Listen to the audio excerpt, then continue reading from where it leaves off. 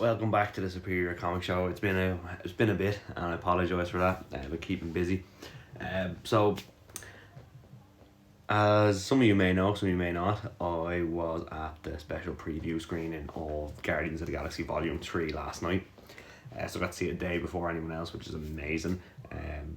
Thank you, Maureen. If you're watching, you're probably not. You know who you are.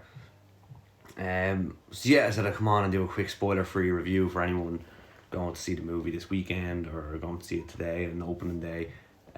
Just to let you know my thoughts on it. Before I get into that, don't forget to like and subscribe, follow along, and yeah, we're on a good trajectory at the moment. But I digress. I'm going off track here. Back to the point at hand. Guardians of the Galaxy Volume 3. This was a home run. This movie was a home run. Now, I know people may be saying, he's a Marvel fanboy, this, that, and the other. Listen, I am a Marvel fanboy, but I can be critical of their movies because that's what being a real fan is all about. This movie here, I struggle to find any issues with it at all, which is very rare. The tone of the movie from the get-go, it's what you expect from Guardians, but take what you expect from Guardians and dial it up to 100. The humour was well placed. None of it felt out of place or forced. It felt like there was the right place. We're in a realistic situation with aliens and talking trees. That's where a joke would fit in.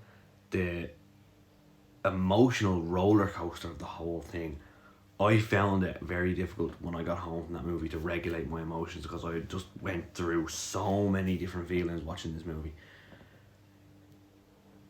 It's essentially, now these are no spoilers, so if anyone thinks these are spoilers, I promise you they're not. You'll probably tell from the trailer, it's essentially a Rocket centered movie. This movie centers around Rocket and his story, which I really liked because the first two movies are more centered around Quill. I know it's about the whole group as a unit, but Quill had the primary storyline. Whereas in this one, Rocket has the primary storyline and Quill's almost like a tertiary character in it, which was refreshing to see from it. The overall feeling coming out of the movie was this movie, to me, was about closure on a lot of things. A lot of storylines got closure. A lot of questions got answered. And it just tied everything up in a nice, neat little bow, which I really, really liked. The scenes all perfectly just laced in together. No scene felt out of place. The movie's over 2 hours long, like most Marvel movies are nowadays, but it didn't feel like it flew in. To be honest, between being in tears laughing and just being in tears, the experience just felt so quick. And that's not to say anything about the pacing of the movie. The pacing of the movie was actually one of the better pacings in Marvel movies in recent times. They actually got the pacing spot on, and everything was just so well rounded. Every character got their time in the spotlight and got the development that you'd expect after a trilogy of movies. I'm trying to think of what else I can say without spoiling anything. This movie does, my brother, you might remember from earlier videos, both said that this movie contains the best Marvel hallway fight scene. Just the best. Anyone wondering about the music of the movie? It's Guardians. You know the music's gonna be tops, but even I didn't expect it to be as good as it was. It was beautiful. At one stage, I looked over my brother and Bo were bobbing our head along to the music, so that was fantastic.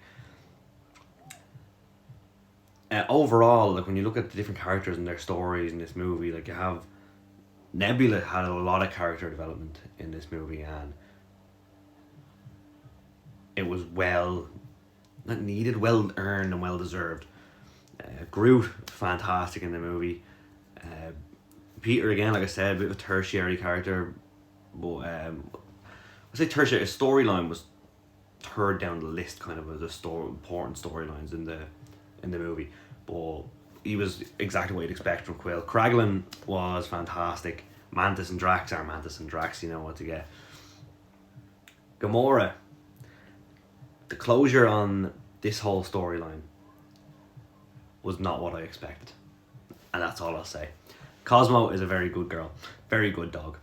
Well, yeah, Rocket is the MVP of this movie. Rocket, Bradley Cooper. Like, I know his voice acting has been on point for every movie he's in, but his voice acting for this movie was phenomenal.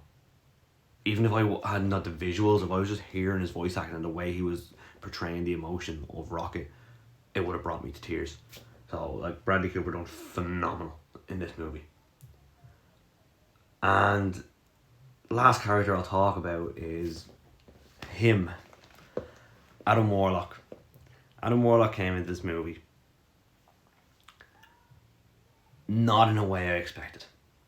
His portrayal was not at all what I would. If you could have given me 10, 12 guesses, I would not have guessed that this was the way he was going to be portrayed in this movie. And that's not a bad thing. The explanation of his portrayal and the explanation of why he's being portrayed that way makes sense. And I really enjoyed it. Like, Will Poulter done an outstanding job. And Adam Warlock, I was looking forward to seeing him, and it did not disappoint. It was different, did not disappoint. What I will say, if you're taking your kiddies to see this movie, the violence in it is a lot in this one. Like, graphic enough. There is a bit of language here. They seem to have found a few loopholes for a bit more adult language, but I enjoyed that part. But yeah, it's one of the best Marvel movies in recent times, if I'm being honest. I'm going to give it a score that I think I've only ever given 3 movies before in my MCU scoring. The 9 out of 10. And you might be wondering what stopped again to 10 out of 10. I'd have to go into spoilery talk about why it's not a 10 out of 10. So 10 out of 10, I'm really picky, so 10 out of 10, I think there's one movie I gave 10 out of 10, and that's not even my number one favourite Marvel movie. Like, I recognise it has everything and it is a 10 out of 10. I'm going off point here, but anyway. Yeah, no, definitely recommend going to see Guardians of the Galaxy Volume 3. I definitely recommend repeatedly going to see Guardians of the Galaxy Volume 3. James Gunn, me and you need to have a chat, because what you did to my emotions and what you did to my heart in that movie is not okay. There should have been some sort of warning at the start. But yeah, I would definitely recommend going to see Rocket and the Guardians of the Galaxy. I can't really say much else. My hands are tied here in terms of spoilery stuff.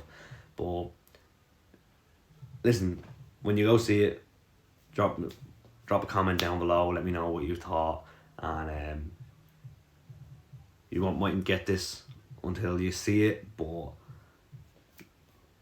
we can talk about the carrot. Right, thanks for watching, and don't forget to like, subscribe, all that good stuff. And I think I made it through that without dropping a spoiler, so go me.